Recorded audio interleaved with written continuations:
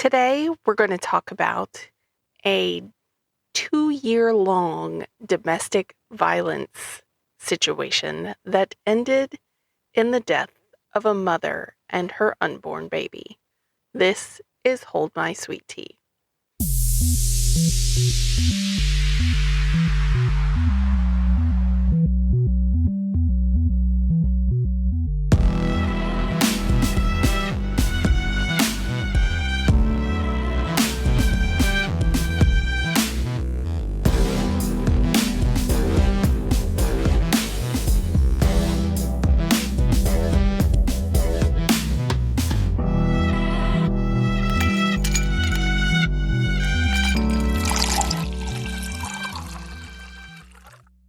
Hello, I'm Pearl.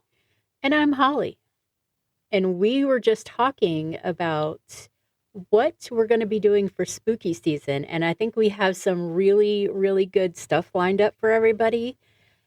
And, some true crime spooky cases and some spooky cases. But we would, really, really, really like some feedback if anybody wants us to cover anything specific. Yes. Witchy, Halloween. Gonna also try to go take that little trip to the Metairie Cemetery. Yes, and the coffee place. Yes. And we are gonna, take lots of pictures and post those on our Instagram and Facebook. And there's also in that same cemetery Anne Rice's tomb. So we'll make sure we'll get pictures of that as well. For sure. I know there's a lot of Anne Rice fans out there. The Vamp Queen. Yes. One place we will not be going, to the Mississippi. Yeah. We like happening. Our fans in the SIP, but there's some crazy stuff goings on over there. That I have heard about, and I don't get it. Totally disturbing. Very. And it's also disturbing how the police are just dismissing it, and that makes me irate. Yeah. Like, how coincidental would it be for this rash of suicides by hanging? Right. Doesn't make sense. But my thing is the one guy, Trey, literally had broken legs. He was beat up. There was bruising all over him. How to get up there? How did he hang himself? Yeah. No foul play is what they're saying. And I'm like, no, that is all the foul play. That is the foulest of the play right there. Nothing but foul right there. Right. So as that story unfolds, maybe we'll give you guys some updates on it. But if you want to look it up, it's in Mississippi. Yeah. It's crazy. His is in the Delta. Mm-hmm. Then they had the other guy. Yeah. In like Vicksburg. Yes, up in Vicksburg. He was not far. A homeless guy. It's super not far. I read that he was a homeless guy that was living in that area. So what did he do? Who hung him? Yeah. Crazy.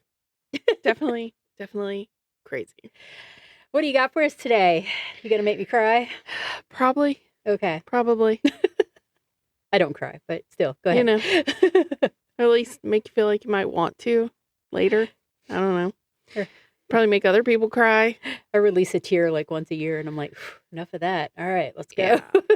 I mean, it's been a minute since this stuff happened. I'm not going to say a really long minute. It's just been a few years. But it's in Illinois, which I know is not the South. Right. However, I really, truly have a soft spot for domestic violence situations for two reasons. I had a friend who passed away during like COVID stuff who experienced this, and I'm literally the only person she told, and she didn't want to go to the police, and I forced her. I told her I could not live with myself or the guilt I would feel if something terrible happened and she ended up dead. Right. So I literally went to her house, crazy man still inside, and told her to get in my car before I murdered her myself. Now, would I murder her myself? No. Yeah. But she got in and he came like outside acting like the big man that he is. Mhm. And of course, me and my anger and zero fear was like, you want to step to someone? Come step to me. Let's do it right here in the front yard. Yep. He turned around, walked in the house and shut the door. And he got arrested later. Nice. So I'm just like, crazy stuff. Like that time he had strangled her to the point that she blacked out. So I was like, yeah, that's it. Nope. Good. We're done with You're that. not going to tell me a third time. This is where it ends. Yes. Right here. Yep. And she was mad. Oh, I bet she was. But... And she went a little kooky for a while with me, but she went and saw a therapist after all of that, and then was like forever grateful and was like, I'm so sorry I was like that to you. Thank you for saving my life. Like, you're welcome. Yeah. I was happy to make you pissed off at me. Didn't care. You were alive and I didn't have to feel bad. Right. But sometimes people have blinders on and they can't see what's going on in front of them that other people can see.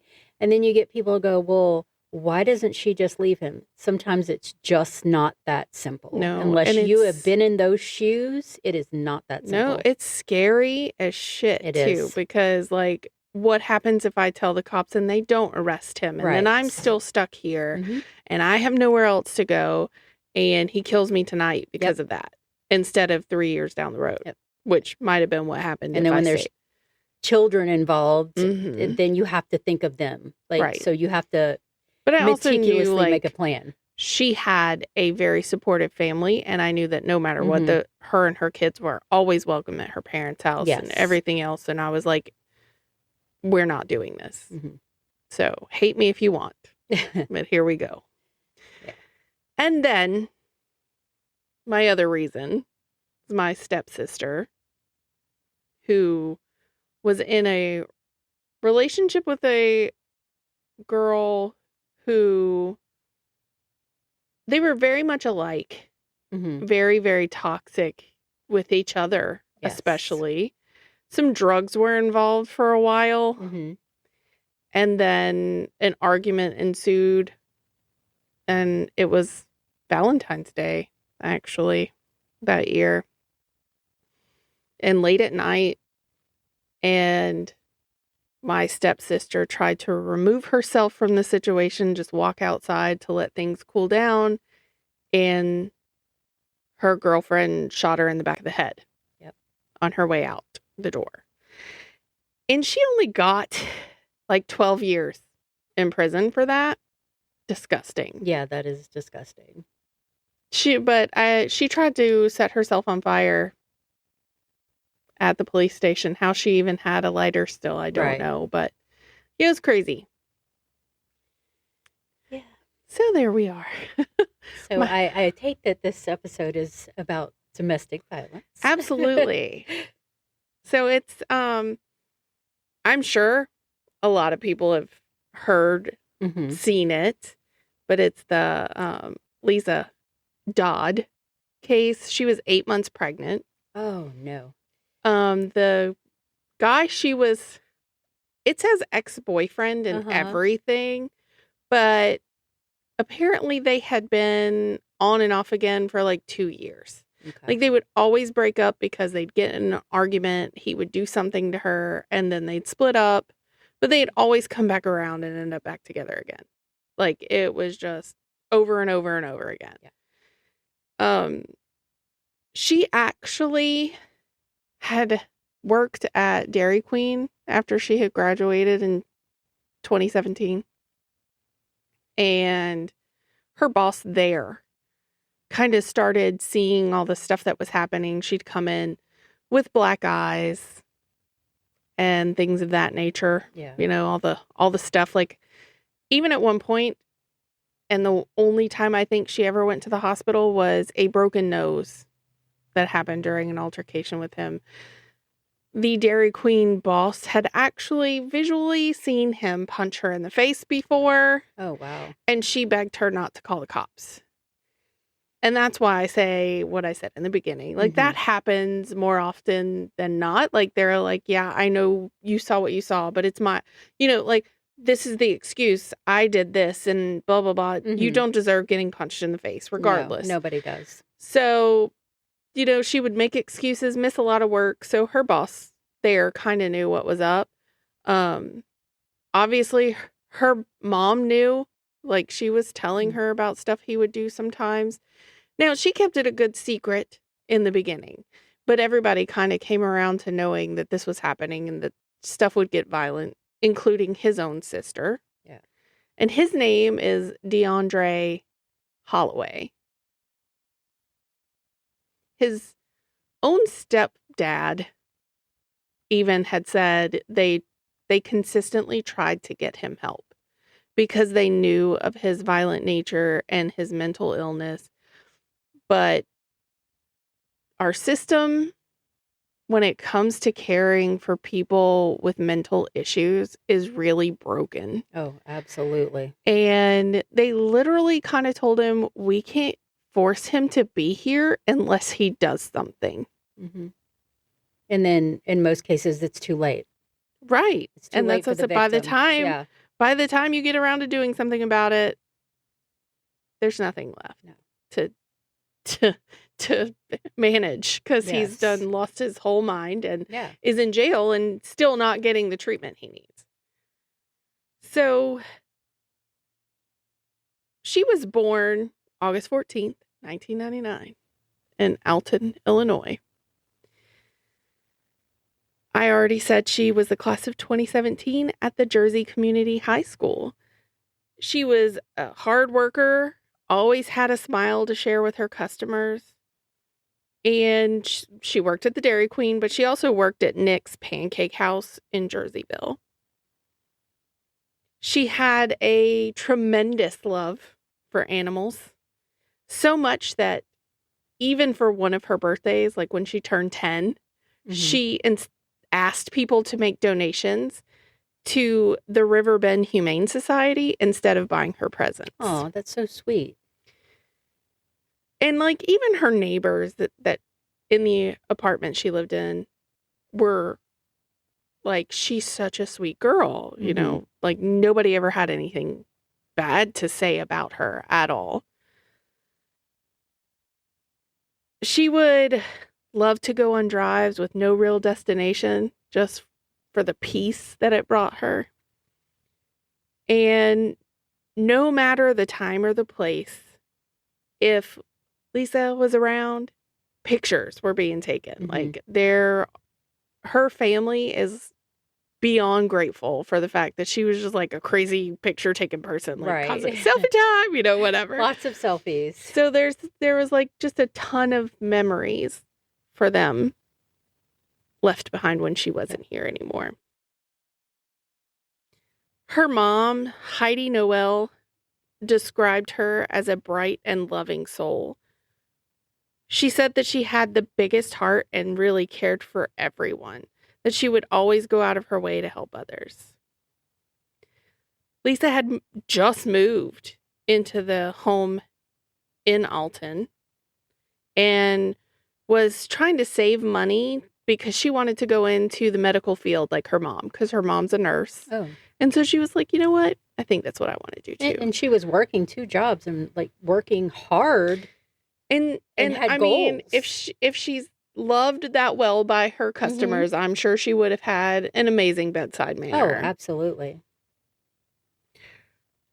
She was expecting her first baby, and it was going to be a girl, and they hadn't really figured out what she wanted to name her yet. So they would call it Baby Bean when they would talk about her. Aww. And her mom had just finished sending out invitations for her baby shower. Things were in a positive way for her. But a couple days before the tragic end of her life, her and Deundrea had kind of what she referred to as a weird day. And he left that evening and was supposed to come back that night, but never did. So he left at like 6:45-ish in the evening. And nobody knew where he went, who he left with, and he had left his phone, so there was no getting in touch with him. He was just poof. Gone. So, of course, you know, his family is all asking, where is he? Because Lisa's still looking for him too, and she doesn't know where he is. So she reaches out to his sister, who she's only met one time, and his sister's like friending her on Facebook, and they're having a whole conversation, and they figure out, because there's cameras on their apartment building, that maybe they should ask the landlord. Yeah. So she reaches out to her landlord. He looks up the camera footage, and he sees when Deundrea left, and he actually had left with his uncle, is who they figure out is on the camera. Okay. So the uncle finally reaches out and lets Lisa know, this is where he is. You know, I'm going to bring him back tonight. This is a whole day later after the whole freak out session, and nobody's talking to anybody. And so I think at some point they arranged to meet. So she leaves to go pick him up, meet the uncle and pick him up. Okay. This whole time she's been chatting with her mom, of course, about the whole mess of the weirdness of the day and whatever. And she's like, I think I got left, you know, like she just thought he broke up, like kind of ghosty broke up with her that time. And her mom was like, you know, telling her, well, maybe this is a blessing in disguise, you know. Exactly, because her mom sees it. Yeah, because she knows, like, this is just bad, you know, and she's like, her mom's like, I felt a little relieved thinking that maybe if he really left and didn't come back, at least then her and her child would be safe. And, you know, even going to the extreme of saying, gosh, I hope he doesn't come back and bring you something that, like an STD or something that could affect the baby. And I know that this was the biggest question for me, so maybe it's the biggest question for everyone. Is this baby his baby? Yeah, that's what I was thinking. Is it his or somebody else's? Well, he was running around telling people in his family that it was his baby. However, according to Heidi, Lisa's mom, it is not his baby. So I guess during one of the times that they were apart, one thing led to another, and here's a baby. I don't know if this could have been a source of anger for him. Still not. Possibly. Still not an excuse, but an absolute possibility. Who knows? Only he knows. Right. And he's not sharing. So there is footage from the apartment that shows Lisa and Deundrea getting out of her car and going inside the apartment. There's several there, and this was like, I want to say close to 10, like 9:45. So this is after she went and picked him up? Yes. And then came back. And she texted her mom and said, you know, we're going to talk about stuff, try to work through this, figure this out. And I want to say, like, somewhere a little after 10, her mom messages, are you okay? She gets no message back. And the neighbors in her it's like a fourplex. Okay. It's a little small house that's cut into 2 apartments upstairs, 2 downstairs. Okay. And she says it feels like the whole floor is vibrating. They're screaming over there, yelling, arguing with each other, but that this was like a common occurrence. Like they were used to this happening. She's like, it was scary because it got really, really loud and like repetitive beating noises, like somebody was like hacking away. Like if you were chopping wood, that beating noise, rhythmic beating. And she's like, I didn't call the cops because this happens all the time. So I kind of just called my friend, said, my neighbors are fighting, and because she felt scared to be by herself. And so her friend comes over and then they go sit outside. And she's like, we fully expect to see one of them come downstairs because usually once the fights end, somebody comes out. Right. And somebody leaves. He probably leaves or something like that. Yeah, one of them always leaves. Well, they didn't see anybody come out, but she's like, it was quiet, but I kept seeing the lights go on and off. So obviously they're up there. Mm-hmm. So again, just didn't think anything of it. She's like, okay, I guess fight's over, whatever. Everybody goes inside. There's like several times where you see other people that either live there or know someone who lives there coming in and out. But just after midnight, you see Deundrea come outside in a hoodie, a hat on underneath it, like his face is all covered with like a mask, like a COVID mask, right? Type situation. Just like he's just trying to hide his face, and he's carrying a laundry basket with stuff in it, but you can't really make out what's in it. Mm-hmm. He comes out and he kind of turns away from the camera with the basket. Yeah, because he's aware that it's up there. Yes. Yeah.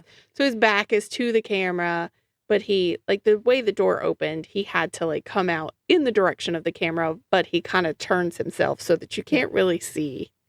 But also you're a regular at that apartment. They know it's you. Yeah, for sure.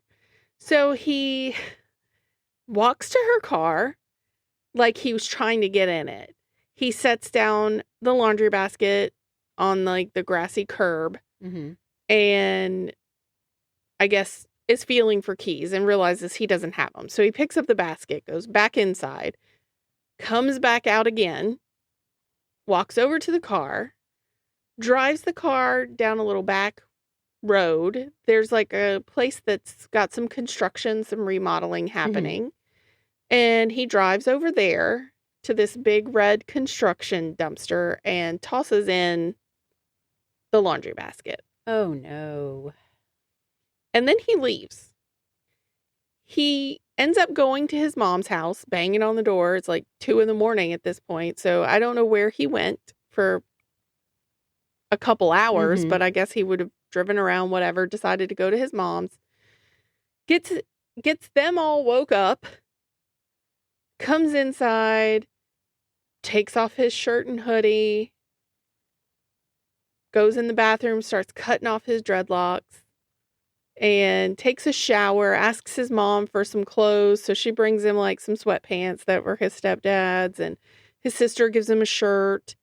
And then he takes the clothes he was wearing outside and puts them in the trash at his mom's. Wow. Nobody has a clue what has happened. He's not talking about it. He's just being quiet. And they don't think anything of it because he, like I said, they are aware he has some mental issues, doesn't seem quite himself, hasn't seemed quite himself in a long time. So they're just kind of, to them, this is just another moody day. Mm-hmm. And he's just having a hard time, and they're just trying to let him have that hard time and give him his space. But not so much that they're not like, are you okay? Whatever. Yeah. But I mean, you're cutting your dreads off. Like, what's going on? He said, I just want a fresh look. And I mean, we can attribute the hair cutting, like if we didn't already know what happened here, mm-hmm. to depression. I mean, because how many times do I just get in a bad way and go, you know what, I'm going to cut my hair off. I cut my bangs not too long ago, so I know. Sometimes it's just something that makes you feel better because you make something different and you think that's the solution to the problem. It's not. It's a temporary solution. Because then you look at your hair and you go, God dang it, why did I cut it like that? Why did I do it? Yeah. So, I mean, like, I guess they could have thought, Mm-hmm. not a big deal. He's depressed. Just going through it. Yeah, going through a thing. Mm-hmm. He does leave his mom's house the next day, and funny enough, ends up getting arrested because of a stolen bike in another county. And then they find marijuana on him. So that's what gets him initially arrested, not any of the things that have happened. So fast forward to daylight hours, and Lisa's mom still hasn't heard from her at all. So she's worried, and she decides she's going to drive to the apartment and see what's up, because she hasn't talked to her in 15 hours. Right. And she's not answering. So she's going to go see because something just feels off. So she goes to the apartment, lets herself in, and discovers her daughter's dead body on her bedroom floor. Oh, my goodness. Now, there is a turban-looking wrap on the floor, but she realizes there is no head in this turban. So her daughter had actually been decapitated, and her head was not in the apartment. Oh, in the laundry basket. Yeah.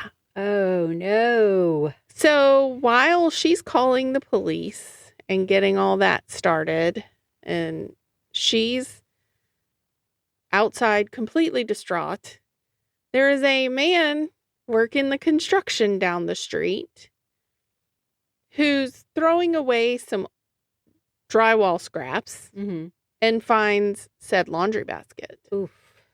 Inside this laundry basket is bloody clothes, both men and women's clothing, her head, slippers, like just all kinds of random bloody stuff. And then he finds the knife.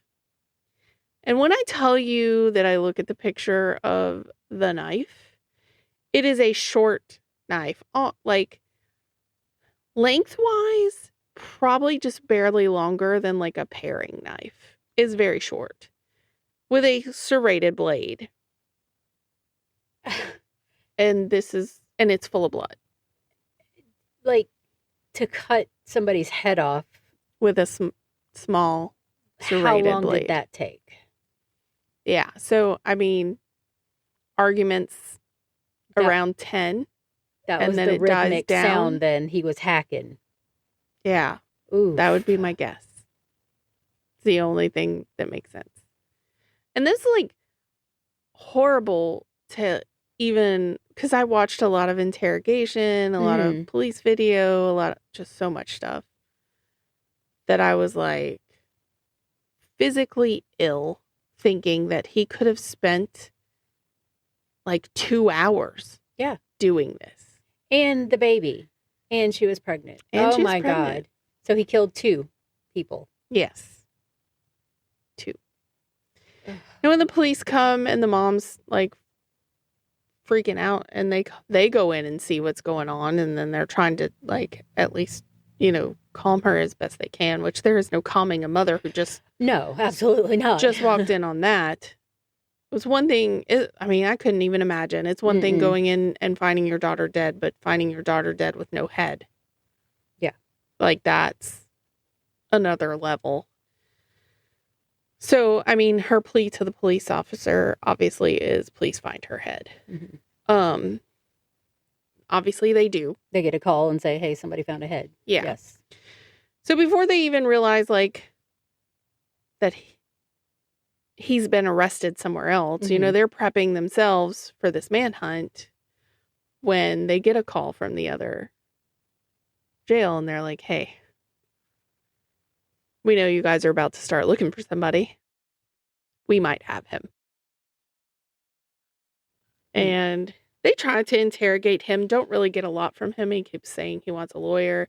He acts all kinds of psycho in the jail. Like, upon his arrest for the stolen bike situation and the cannabis, he's sitting there waiting, and there's an officer who's talking to him, asking him if he would like some water. And he's like, yeah, I'd absolutely like some water. That's the, like, some normal interaction. And he's even telling another cop how this officer has done everything right by him, and he's doing his job, and he's, treating him well and all this other stuff. And then he's like, "Do you mind if I get up?" And he's like, "Oh, you need to pull up your pants or something?" He's like, "Yeah, but I also would like to pace. Do you mind if I pace?" And the other cop's like, "No, you cannot pace. You can pull up your pants, and then I need you to sit back down in the chair."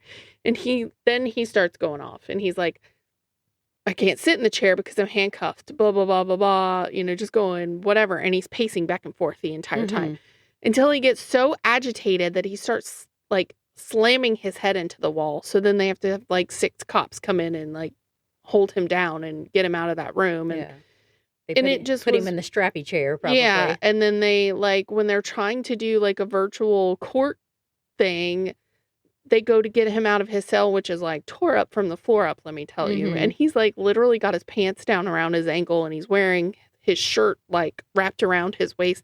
It's the weirdest thing. Oh, gosh. And he's like just jumping around, and he's like goes just like he's hyping himself up in preparation for these cops to come in and get him out. Right. And he just goes berserko in there again. So again, they're holding him down, strapping him to the chair, like having to restrain him. So initially they were like, maybe right now he's not fit for trial. So then they give time for him to go get some mental help and wait. And then during this time, it is brought up that even at the point where he is fit to stand trial, they cannot seek the life sentence based on the, like saying there was 2 murders done. Yes. So they can't seek that because of the unborn child. There's a law in Illinois that does not allow you to use that as the second murder to seek the life sentence. Well, that's stupid. So, yeah. But in January of 2024, he does plead guilty. And then he is not sentenced until this past January of 2025, where he got 60 years for her murder, hiding a homicide, like disposing of her head, and some other charges. But everything has to be served, one right after the other. Yes. So there's no break. He's not eligible for parole until he has served at minimum 52 years. And his mental state, I don't think he needs it at all. Yeah, and my thing is like, I get that they went on and did this, like, let's get him mental health until they can say, he's fit for trial, which is why he went to trial, or went and pled guilty in January, because then he was deemed fit at that point. And then the sentencing happened a year later. But I'm just like, holy crap. Yeah. On all of it. And then again, if he doesn't continue getting mental health treatment, is he ever really going to be fit to be out? No, not at all. And I mean, is he going to continue his mental health treatment when he gets out? Probably not. Probably not. But I mean, and it's crazy because his stepdad's on video and he's like, I'm not in any way advocating, because he deserves what he's getting. But he said, I just want everyone to realize how broken our mental health system is, and that he's like, Deundrea is not a monster. Did he do a savage and monstrous thing? Yes.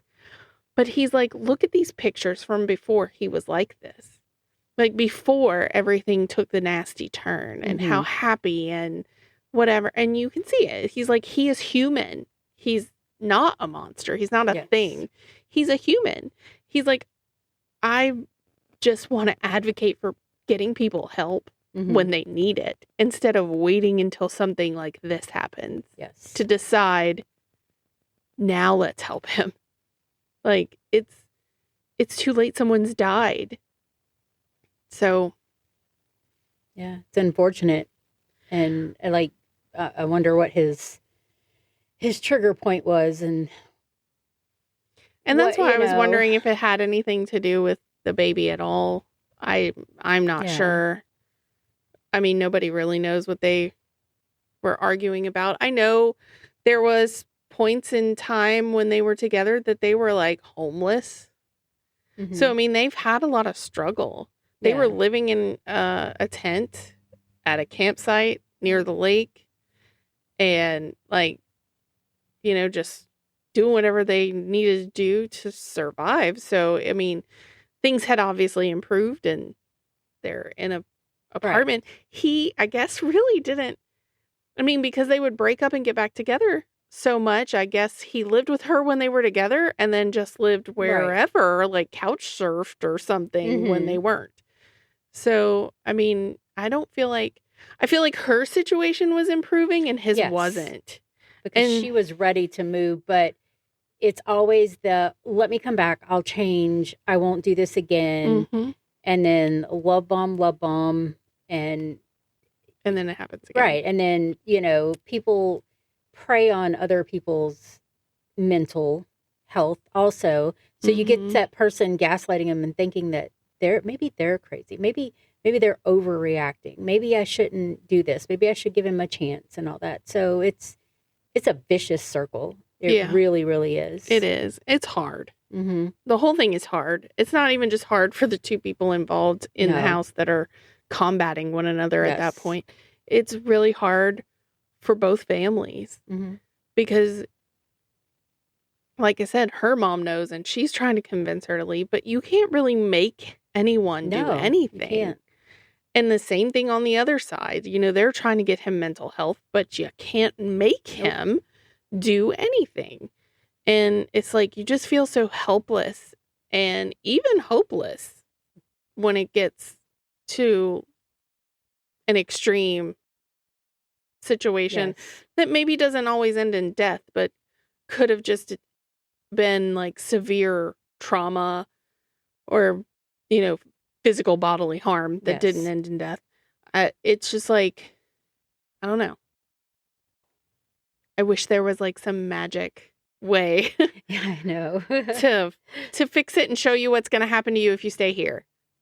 You know, like, here's your future. Yeah. Is this what you want? Yeah. And then would it even be enough to make someone go? Sometimes, I don't know. Probably no, but it all depends on the situation. Absolutely. Well, that was a very heartbreaking story. Yeah. Or case, rather. Wrenching. Yeah, it was terrible. But if you are a victim of domestic violence, please, you or someone else needs to reach out for you. Yeah. The domestic violence hotline is 1-800-799-SAFE. That's 7233. They have live chat on their website. Mm-hmm. You can also text the word START to 88788. Also, just of note, because I've been on the website, when you go to the domestic violence website, it will literally ask you if you need this to not be tracked. In case someone's checking, you think someone's checking your history or anything else, and it tells you what to do if you think that may be the case. They do not want you to anger the person you're with, Indeed. But they do want to help you. And I think the texting thing is really cool now because sometimes you can't speak, you can't vocalize because that person's always nearby. So sometimes texting, you can, get a text out here and there or something. Like, excuse me, I have to go to the restroom with my phone that you don't notice that I have. Yeah. Yep. And it's just, it's crazy. Because I know, I can only imagine how often this whole situation is accessed by people who do need help. Oh, yeah. And, how many times it isn't. Yeah. which is probably a lot more than the times it is. Yes. So definitely seek help. Let your friends help you. Don't tell people not to call the cops. Right. They can see what's going on. They know, and they just want to help. I mean, if you have a system and a support in a way, I know everybody hates feeling like they're dependent on someone else, but I'd rather be dependent on someone who isn't punching me in the face than dependent on someone who is. Yep. So help is always out there. Somewhere. Help and hope. And hope. Yep. How does one segue away from that? I know. That was so heavy-hearted. Yeah. But lighter notes. Our theme music was created by Patty Salzetta. She is light and hope. She is. And she's always got motivational things that she posts. Yes. Every day. I read them all the time. Me too. I heart them. And if you have something you want to share, like we said in the beginning, we're looking for all the extra spooky stuff. Mm-hmm. Maybe we could do like a compilation if they're all little bits and pieces of spooky stories. We can break out a Ouija board and have a seance. We'll talk to what's the ghost at the workplace? I forget her name. Oh, Lynette. Time. Lynette. Yes, we could talk to Lynette. Yep. You know, just send us a message. Yes, absolutely. On our social medias or our email, steeped@holdmysweettea.com. And Hold My Sweet Tea is a Drunken Bee production. Okay, sorry, I didn't say that. And you guys remember to stay safe out there. And just because we're dipping doesn't mean you can't keep sipping. Bye. Bye.